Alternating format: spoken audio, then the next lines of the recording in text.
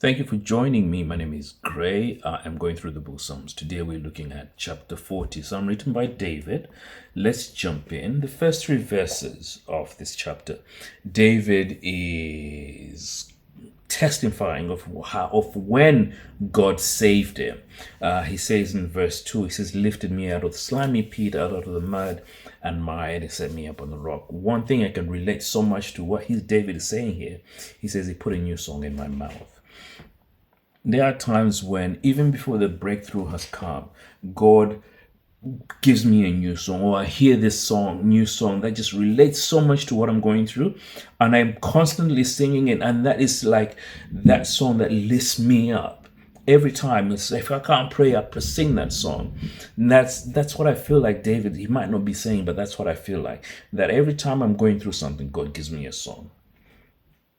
I thought I'll share with that. But yeah, so the first three verses, David is talking about his testimony, and it starts like trying to encourage others. It's blessed is the one who trusts in the Lord, that we should look to God in our lives. But the one that I love says that none can compare with you. Were I to speak and tell of your deeds, there will be too many to declare. The things that God has done, the things that God himself has done for me, so many, so much that I cannot sit and then tell of every single thing. Sometimes we don't realize what God is doing for us, but let's have a heart full of gratitude, because God is always doing things for us, and that's what I get.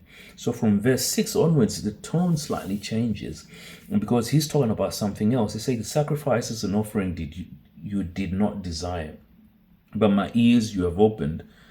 And then he realizes that, this is not what God wants. If you've read the Old Testament, everything that we're doing is about sacrifices, burnt sacrifices, sin offerings, all of those. But he's saying that I understand, you opened up my ear, and I understand that this is really not what you weren't.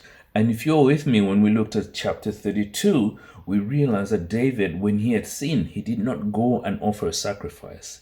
He came before the throne of God and cried out to God for mercy. So there shows what he's talking about. He says, I realize that this is not what you were looking for. This, you showed us as a way for us to do, but this is not exactly what you were looking for. You just wanted a humble and contrite heart. We'll see that later. But this also speaks of another one who realize that sacrifices and offerings not what God wants. In Hebrews chapter 10 from verse 1, specifically from verse 5 onwards, it talks about how the death of Jesus was a sacrifice that sort of like replaced all the other animal sacrifices that they did.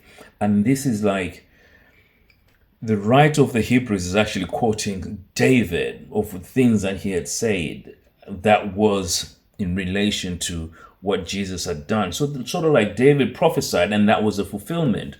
Verse 7 says, Then I said, here I am come. It is written about me in the scroll. I desire to do your will, O God, will my God, your law is within my heart, which is exactly what Jesus did. He came for one person, but for one purpose and one purpose only, to do God's will. He said it quite a lot of times. In John chapter 14, he says that I do only that which my Father tells me. And then from verse 9 onwards, it's still, okay, this is what David did. He stood up and he probably did that. He proclaimed his saving acts in the great assembly, like speaking to his people. He was a king. He was speaking to his people and said, this is what God has done. But that's what Jesus did. Every single moment that Jesus did, he was proclaiming about God. He says, I do not hide your righteousness in my heart. I speak of your faithfulness and your saving help. He taught people many more times. We've seen it throughout the Gospels, how Jesus shared God's love and God's faithfulness. And verse 11, he's crying out, do not withhold your mercy from me, O Lord. So in the first three verses, he's recounting how God has saved him, but he knows that his troubles are not over. So from here on, from verse 11, he's asking God beforehand to to save him from what is to come or from whatever he is going. For me, it's a lesson in life for you and me that sometimes we get too cocky, too confident because God has took us through one part. We think he's going to continue taking us through without asking him. But there's one thing that I've learned about David. It doesn't matter how similar the situation is, always come before the throne of God, asking him for the same thing. If he saved you once, great. If you're sick again, then go back to God and tell me, save me, rather than say he saved me once, he'll do it again. That means we take God for granted. And that's one thing I love about David. That's what I've learned. Verse 17, he says, as for me, I am poor and needy. May the Lord think of me. You are my help and my deliverer. You are my God. Do not delay. The humility that David, the King of Kings, come before the throne of God challenges me as a person. I'm no king. But why should I not also always humble and rely on God at all times? Brothers and sisters, I don't know what you're going through, but let's continue to testify and talk about God's goodness, His mercy, and His grace. Let us open our ears so that we can hear what God has for us, what He is teaching us. But more importantly, time and time again, come before His throne with a heart full of gratitude, but also humility, so that He may continue to help us in our time of need. God bless you.